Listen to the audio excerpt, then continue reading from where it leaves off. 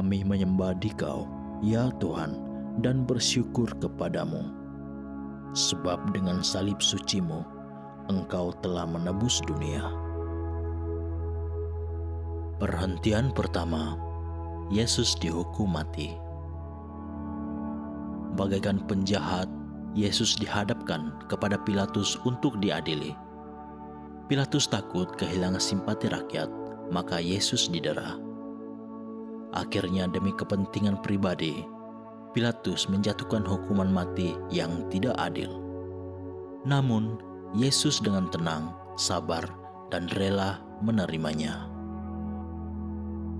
Perhentian kedua, Yesus memanggul salib. Para serdadu menganyam sebuah mahkota duri dan meletakkannya di kepala Yesus. Setelah diolok-olok, Yesus dibawa keluar. Sebuah salib besar diletakkan di atas bahunya. Yesus menerima beban itu dengan rela dan cinta. Betapa pahit piala yang harus diminumnya. Perhentian ketiga, Yesus jatuh untuk pertama kali. Yesus sudah lelah. Raganya yang perkasa sudah menjadi lemah. Bebannya kelewat berat. Jalannya mendaki. Yesus jatuh di bawah salib yang berat ini. Tetapi Yesus tidak berhenti di situ. Karena ditopang oleh semangat yang luar biasa, Ia berusaha bangun kembali dan melanjutkan perjalanannya. Perhentian keempat, Yesus berjumpa dengan ibunya. Maria berdiri di pinggir jalan salib yang dilewati oleh putranya. Mereka saling beradu pandang. Maria melihat kesedihan putranya yang turut menanggung segala penghinaan dan kesakitan bersama dia. Perhentian kelima, Yesus ditolong oleh Simon dari Kirene. Tuhan sendiri tidak sanggup lagi memanggul salibnya lebih jauh.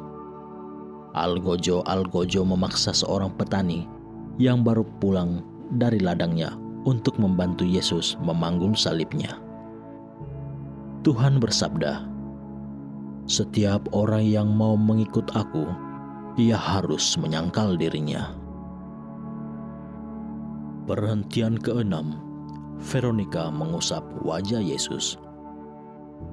Veronika melihat penderitaan Yesus dan kekerasan serdadu-serdadu. Tanpa takut dan malu, ia mendekati dan mengusapi wajah Yesus yang berlumuran darah itu. Sebagai tanda terima kasihnya, Veronika mendapat gambar wajah Yesus. Perhentian ketujuh, Yesus jatuh kedua kalinya. Walau dibantu oleh Simon dari Kirene, namun karena beratnya beban dan sakitnya badan, Yesus jatuh kedua kalinya di bawah salib, lebih menyedihkan dari yang pertama. Namun dengan tenaga yang tersisa, Yesus berusaha berdiri kembali untuk menyelesaikan tugasnya. Perhentian ke-8, Yesus menasihati para wanita yang menangis. Sejumlah wanita meratapi Yesus yang sedang sengsara. Daripada menangis, sebaiknya mereka mengikut Yesus dalam jalan salib. Namun itu tidak mereka lakukan. Maka mereka ditegur oleh Yesus. "Janganlah menangisi aku, tetapi tangisilah dirimu dan anak-anakmu." Perhentian ke-9, Yesus jatuh ketiga kalinya. Puncak bukit Golgota sudah tampak. Yesus sudah kehabisan tenaga sama sekali. Karena beratnya penderitaannya, Yesus jatuh tersungkur untuk ketiga kalinya. Namun ia tidak mau menyerah. Demi cintanya kepada Bapa dan manusia, ia ingin menyelesaikan tugasnya. Untuk pendosa yang tidak mau bertobat, ia menderita untuk membuka jalan kembali kepada Bapa. Maka ia berusaha bangun lagi dan berjalan terus. Perhentian ke-10. Pakaian Yesus ditanggalkan. Sesampai di Bukit Golgota, Yesus disiapkan untuk disalibkan. Serdadu-serdadu secara kasar sekali melancarkan penghinaan dan paling keji, menanggalkan pakaian Yesus di depan umum.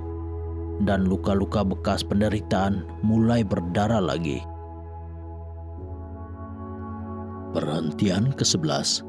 Yesus dipaku di kayu salib. Tibalah saat yang paling ngeri. Para algojo mencampakkan Yesus ke tanah, menembusi tangan dan kakinya dengan paku pada palang penghinaan, yaitu kayu salib. Setelah itu mereka menegakkan salib itu. Tanpa mengeluh, Yesus mendoakan para algojo. Bapa, ampunilah mereka, karena mereka tidak tahu apa yang mereka perbuat. Perhentian ke-12. Yesus wafat di salib. 3 jam lamanya Yesus bergulat dengan maut. 3 jam penuh sengsara sendirian. Sampai-sampai ia merasa ditinggalkan oleh Bapaknya, sehingga ia berteriak dengan suara nyaring, "Allahku, ya Allahku, mengapa engkau meninggalkan daku?" Namun, ia tetap taat kepada Bapa sampai wafat dan berkata, "Ya Bapa, ke dalam tangan-Mu kuserahkan nyawaku." Perhentian ke-13. Jenazah Yesus diturunkan. Maria ikut menderita bersama putranya. Maka kini usaha yang terakhir untuk menghormati putranya adalah dengan memakamkannya secara pantas. Yusuf dari Arimatea menurunkan Yesus dari salib dan merebahkannya pada pangkuan Maria, bundanya. Perhentian ke-14. Jenazah Yesus dimakamkan. Karena Sabat akan mulai, maka Yesus diminyaki dan segera dimakamkan. Namun maut tidak dapat menahan Tuhan. Dari kuburnya bangkitlah kehidupan. Cinta Yesus lebih kuat dari maut. Saudara-saudari, dalam jalan salib ini, kita melihat berbagai contoh semangat berbagi dalam diri orang-orang yang terlibat dalam perjalanan Yesus menuju Golgota. Bunda Maria, Simon dari Kirene, Veronika, perempuan-perempuan Yerusalem, dan puncaknya adalah Tuhan Yesus sendiri. Marilah kita memohon kepada Tuhan agar kita yang telah dipersatukan dalam Ekaristi mau diutus untuk berbagi, sehingga semangat berbagi semakin membara dalam diri kita dengan lebih ikhlas dan tulus membantu sesama yang membutuhkan. Amin.